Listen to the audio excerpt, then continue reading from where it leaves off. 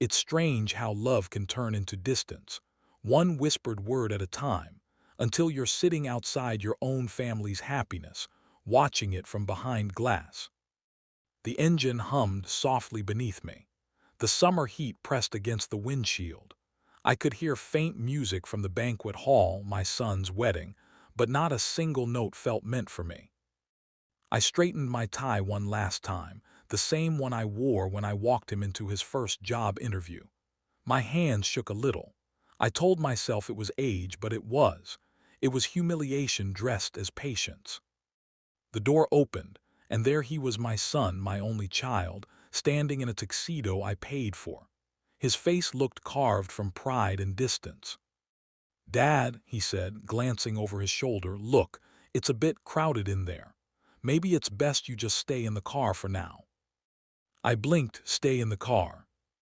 Just for now. It's complicated inside. Seating, cameras, you understand. I don't, I said. It's my son's wedding.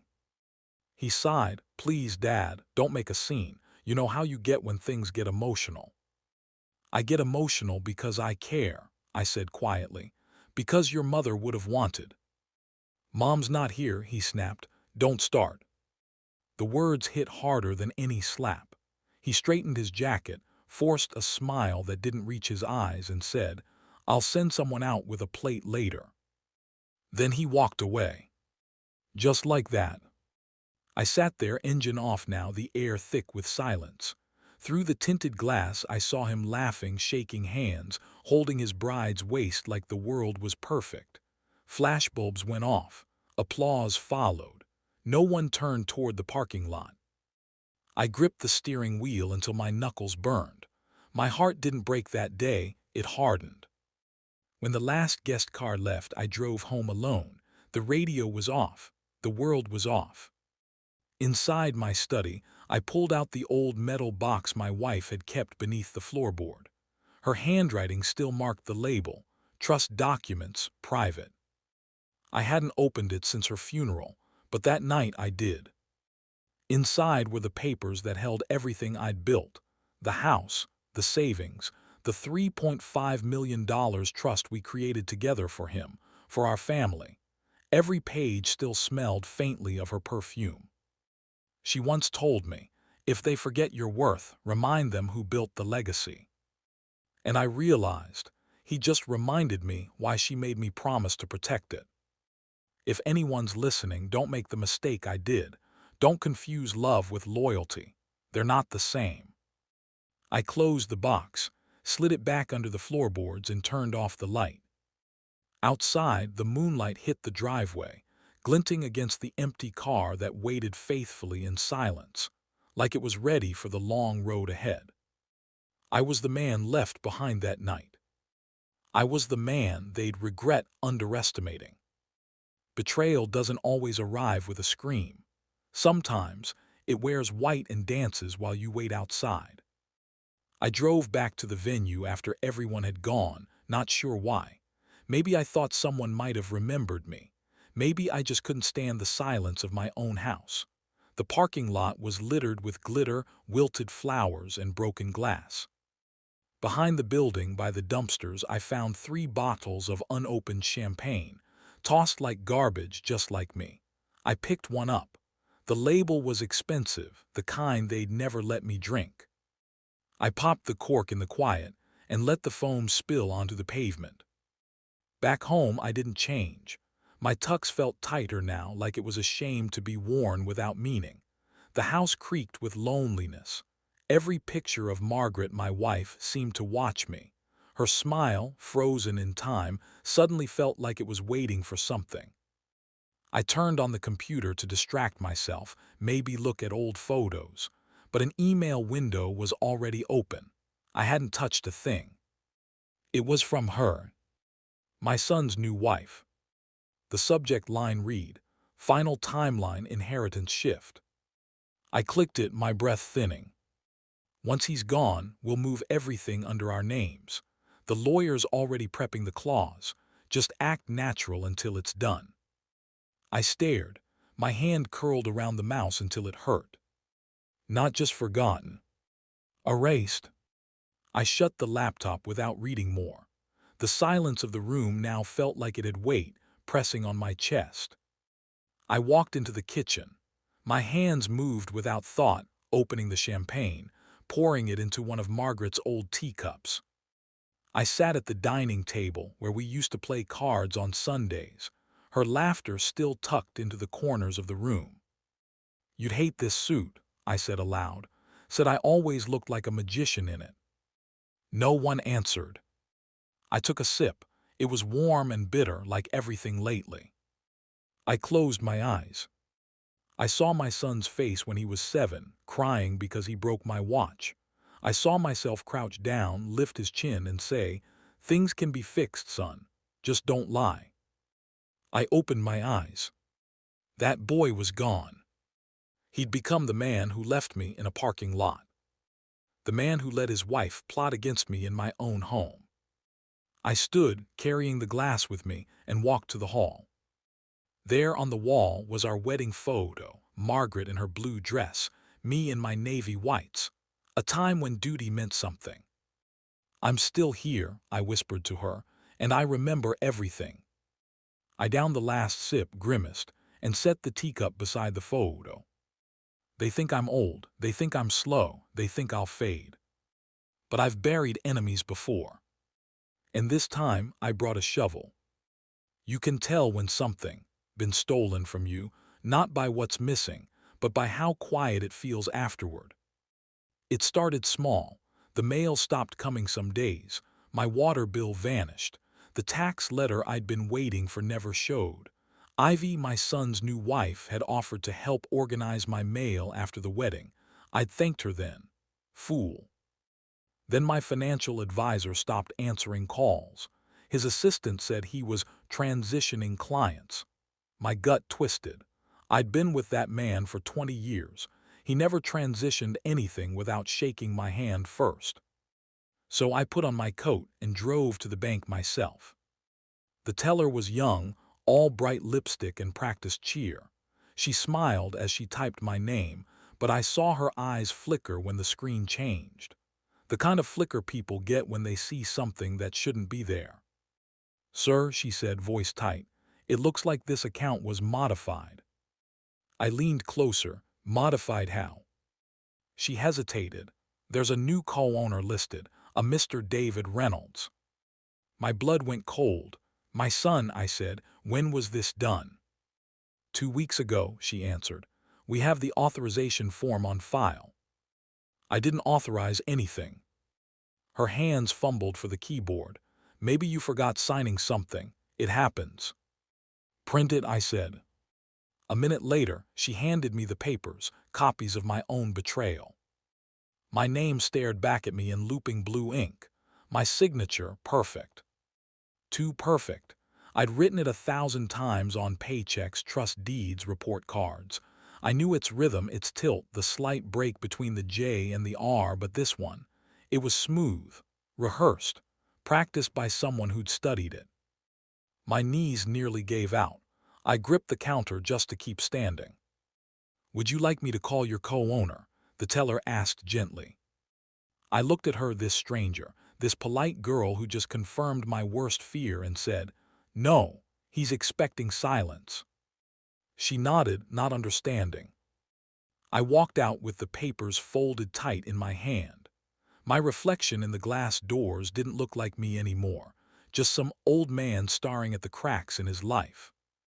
The drive home was quiet, the papers resting on the passenger seat like ghosts. I didn't turn on the radio. Didn't need to. My thoughts filled the car. How many signatures had he forged? How many lies had I signed by trusting him? Margaret's voice came back to me, soft, steady, from another lifetime. "Trust is earned, not inherited, John." I'd forgotten that. By the time I reached the driveway, I'd made a promise to myself. No more silence. I took the papers inside, laid them flat on my desk, and circled every fake loop and line. He'd practiced my hand to steal my name. Now I'd use my mind to take it back. Grief teaches you to live quieter, but betrayal teaches you to listen differently. I stared at the phone for a long time before dialing Helen Graves. I hadn't spoken to her since Margaret's funeral, and even then, only in passing. She was my wife's lawyer, yes, but more than that, she was a woman who didn't blink when storms arrived. She picked up on the second ring. "John, I need your eyes on something," I said. "I'm already in the car." True to her word, she was on my porch within the hour, wind-blown and holding two black coffees like it was still our old Sunday ritual. She didn't ask how I'd been. She knew. I led her to the kitchen table and spread the documents out like a crime scene, the bank forms, the forged signature printouts, and the email I'd accidentally opened on my computer. She said nothing for a long time, only flipping pages. I watched the tension gather in her jaw like a storm behind her eyes. "This isn't just theft," she finally said. "It's betrayal on paper." "By my own son," I muttered. Helen leaned back. "That signature is clean, too clean, he practiced it." I thought maybe it was just a mistake, a misunderstanding. She shook her head. "John, you're not crazy. You're just cornered. They want you confused, powerless." "What do I do?" Her eyes sharpened. "We don't confront him, not yet. We collect, quietly, every document, every email, every slip of the tongue." "He's not stupid," I said. "He'll be careful now." Helen sipped her coffee, then leaned forward. "Then we play the fool, let him think you're slipping, confused, harmless." "That won't be hard," I said, half laughing, half bitter. "He already thinks I'm gone." "Good, he'll get cocky." "And when he does?" She didn't flinch. "Then we close the game." The wind moved through the trees outside. For a moment I just sat there, breathing. I hadn't realized how numb I'd been, how muted everything felt since the wedding, since the champagne in the trash, since the missing mail. But now there was a pulse in the room. Helen reached into her bag and handed me a small leather notebook. "Start logging everything, every word, every visit, every locked drawer. Make your memory impossible to question." I took it. "What do I write on the first page?" She looked me in the eye. "Start with the date he stopped being your son." I didn't cry. I didn't rage. I just flipped to page 1 and wrote down the day of the wedding. When she left, she gripped my shoulder and said, "You're not alone in this." As her car disappeared down the road, I stood on the porch and stared into the evening sky, not as a man defeated, but as one just beginning to remember what it feels like to fight. And for the first time in months, I didn't feel old. I felt awake. It's easy to mistake guilt for love, especially when it's served with wine and a forced smile. The call came on a Thursday evening. His voice was smooth, rehearsed. "Dad, how about dinner? Just you and me. No tension, no lawyers." I let the silence hang. "Why now?" He chuckled. "Because you're still my father." I could hear the lie before he even finished saying it. Helen called it guilt management. I called it bait. We met at a fancy restaurant uptown, one of those dimly lit places where the music's soft enough to hide discomfort but loud enough to drown the truth. He stood when I arrived, arms open, too eager. "You look good, Dad," he said. "Grief does wonders for the complexion," I replied, taking my seat. The waiter poured wine. He ordered steak for both of us, rare, expensive, unnecessary. He started with small talk, work, the wedding, the weather. Then slowly he turned the knife. "So Helen's been around again." "She's an old friend." "Right," he said, swirling his glass. "She's a lawyer, though, isn't she? I just hope she's not making things complicated." I smiled. "I prefer complicated over stolen." He laughed too loudly. "You always had that dry humor, Dad." We ate mostly in silence after that. Every time I lifted my fork, he was studying me. Not my face, my reactions. Like he was testing how much life I had left in me. Halfway through the meal, he leaned back. "You should rest easy," he said softly, as if it were kindness. "I'll handle things when you're gone." I set my fork down. "You already are." The sound of it cut the air clean. His jaw tightened. His smile faltered. "What's that supposed to mean?" he asked. "Nothing you haven't already proven." He stared at me for a moment, eyes cold but searching. Then he forced a laugh, reaching for his glass. "You always did love your riddles." "Only when the truth's too ugly to say plain," I replied. The rest of dinner passed in uneasy quiet. When the bill came, he insisted on paying, probably to look noble. I let him. I'd already paid for far more in this life. Outside, we shook hands. His grip was firm, but his eyes didn't meet mine. "I just want peace between us, Dad," he said. "Then stop declaring war." He forced another laugh, turned, and walked away into the glow of the city lights, confident, careless, certain he'd won whatever invisible game he thought we were playing. I sat in my car for a long time before turning the key. The night pressed heavy against the windshield. Then I pulled out my phone, opened the voice memo app, and hit record. I spoke slowly, deliberately, repeating every word he'd said at that table, every hint, every veiled threat, every shred of greed. It wasn't much, not yet, but it was the beginning of proof. Because a son who betrays his father's trust deserves to choke on his own inheritance. The deeper the betrayal, the quieter the revenge must be. Noise gives away intent, silence leaves them guessing. Helen slid the final draft across the table. "It's a mirror trust, same title, same public language, but underneath, ironclad, airtight, every clause locked behind court-certified walls." I nodded slowly, "And he won't know." "Not unless he audits every clause and subpoenas the court records, which he won't, because he thinks he already owns you."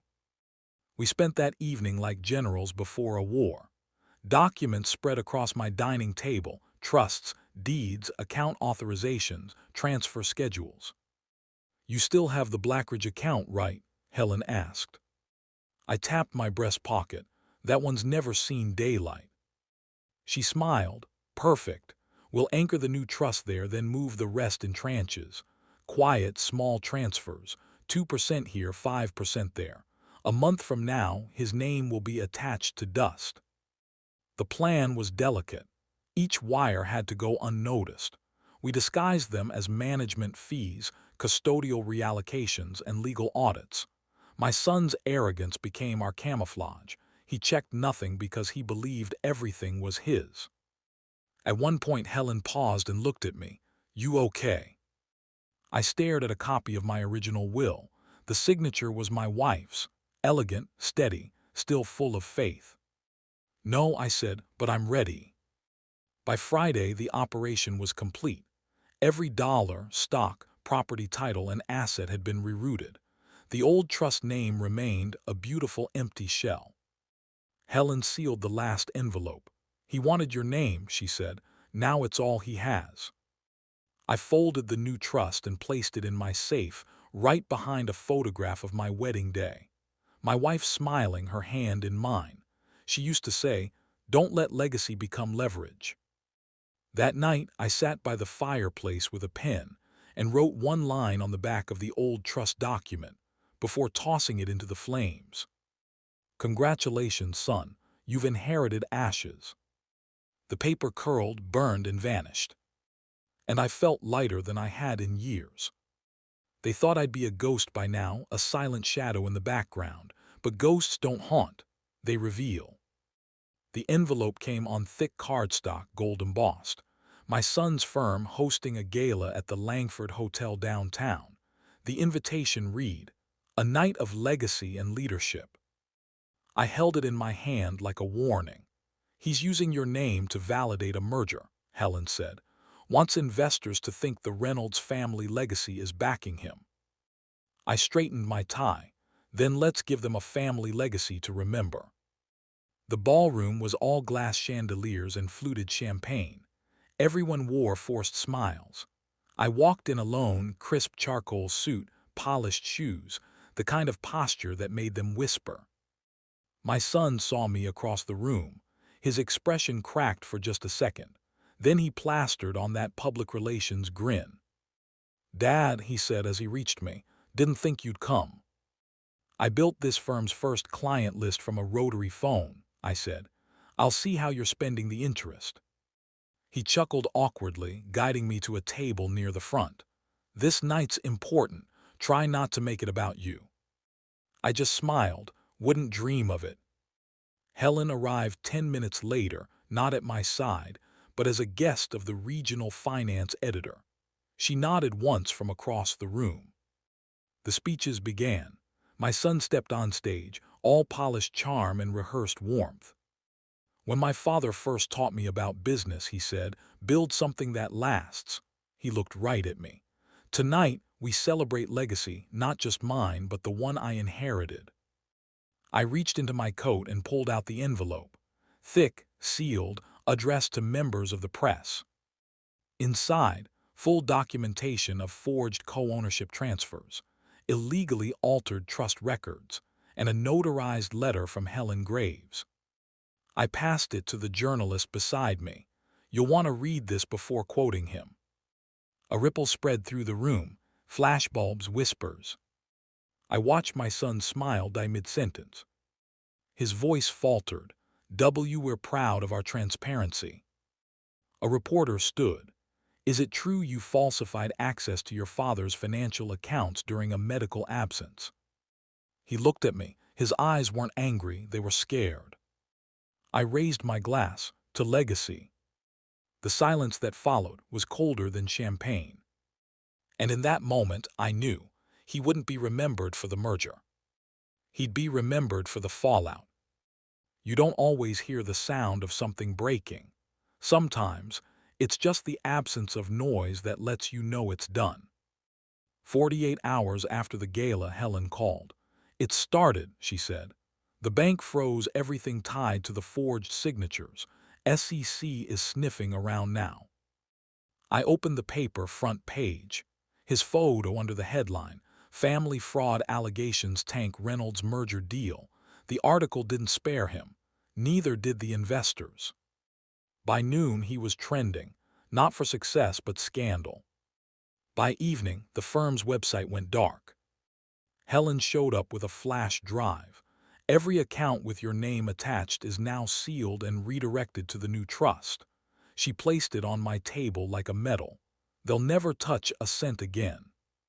I nodded slowly. "And the original trust?" "Empty, useless, just like the promises they made." That night my phone rang. His number. I let it buzz 3 times before answering. "Dad," his voice cracked like old wood. "Please, can we talk?" I stayed quiet. I remembered holding him as a boy, his fingers wrapped around mine, his forehead against my chest after his first heartbreak. "Everything's falling apart," he whispered. I didn't know it would go this far." I stared out the window at the sycamore tree we planted together decades ago. "You told me to stay in the car," I said. "So I did." There was silence, then static, then I hung up. I didn't cry, I didn't gloat. I made tea, turned on the porch light, and watched the wind sweep leaves off the old walkway. The war was over. And peace, it turned out, sounded like nothing at all. I used to think forgiveness was something you offered the people you loved. Now I know, sometimes, it's what you give yourself so you can keep breathing. Helen pulled into the driveway just after sunrise. She always brought the same thermos, black coffee, no sugar, strong enough to burn through bad memories. "The trust is protected," she said, handing it to me. "Legally, morally, and permanently." I nodded, but my fingers trembled as I took the cup. "You all right?" she asked. "I will be," I lied, "eventually." She sat on the porch step beside me. We didn't say much. We didn't need to. Helen had fought beside my wife during cancer treatment, held her hand when I couldn't. She understood loss in ways my son never had. "I wasn't just protecting money," I said. "I was protecting her name, her hopes, the promises we made." Helen put her hand on mine. "You did more than that. You buried the lie and kept the legacy." Later that evening, I heard gravel crunching outside. I looked up from the living room window and saw him, my son, Same gray suit from the gala, now wrinkled and sagging on his frame. He stood on the porch like a boy asking permission to come inside after staying out too late. I opened the door. "I'm sorry," he said, voice low. "I lost everything." I stared at him, searching his face for the man I raised. I didn't find him. "So did I," I replied. "But mine was stolen, yours was earned." He swallowed hard. "I didn't think you'd go through with it." "No," I said, "you didn't think I could." He stepped back, eyes glossy. "I thought I was doing what Mom would have wanted. She wanted honesty. You gave her a cover story." There was a long pause. Wind stirred the leaves across the porch. He looked at the house like it belonged to someone else now. "I guess there's nothing left to say," he murmured. "There never was. You stopped listening years ago." He didn't argue, just turned and walked toward the driveway, shoes crunching on the gravel. I watched him get smaller with every step, not because of the distance, but because of the truth. By the time he reached the street, he looked like a stranger. The last signature felt heavier than all the others, not because of the ink, but because of what it meant. Helen sat across from me, flipping through the final pages of the new trust. The pen rested between us like a blade, sharp with intention. "Every dollar goes to the scholarship fund," she said. "The same one that put you through law school after the Navy." I nodded. "It's time someone else got a clean start." She handed me the clause I'd requested. "Any heir who contests this will forfeit all rights to the estate." She raised an eyebrow. "That should keep them honest." "Honesty would have kept us a family," I said. "This keeps the peace." I signed my name slowly, carefully, no tremble, no doubt. It was the same name they tried to forge, now reclaimed and sealed in my own hand. Helen slipped the documents into her case and stood. "You sure you want to give it all away?" "I'm not giving it away," I said. "I'm returning it to something worthy." She placed a hand on my shoulder before leaving. "You did it right, John. Not just the legal way, the honorable way." After she left, I brewed a fresh pot of coffee, the real kind, bitter and bold, not that instant stuff they used to sneak into my cabinet. I stepped out onto the porch. The evening was cool, the air crisp with the scent of pine and memory. I sat in the same wooden chair I built 40 years ago, back when my hands were strong and Margaret's laughter still echoed through the hallways. Now the house was mine again, not just by paper, but by purpose. I watched the wind nudge the trees, the branches swaying like they knew something had shifted. For years I had been the man they left in the car, the man whose name they used but whose voice they ignored, the man erased from photos, signatures, and decisions. Not anymore. The porch light flickered on as the sun dipped behind the hills. I took a sip of coffee and smiled, just once small, quiet, real. Not every betrayal deserves fire. Some deserve silence and a signature. And tonight, for the first time in years, I didn't feel like a forgotten passenger. I felt like the driver again.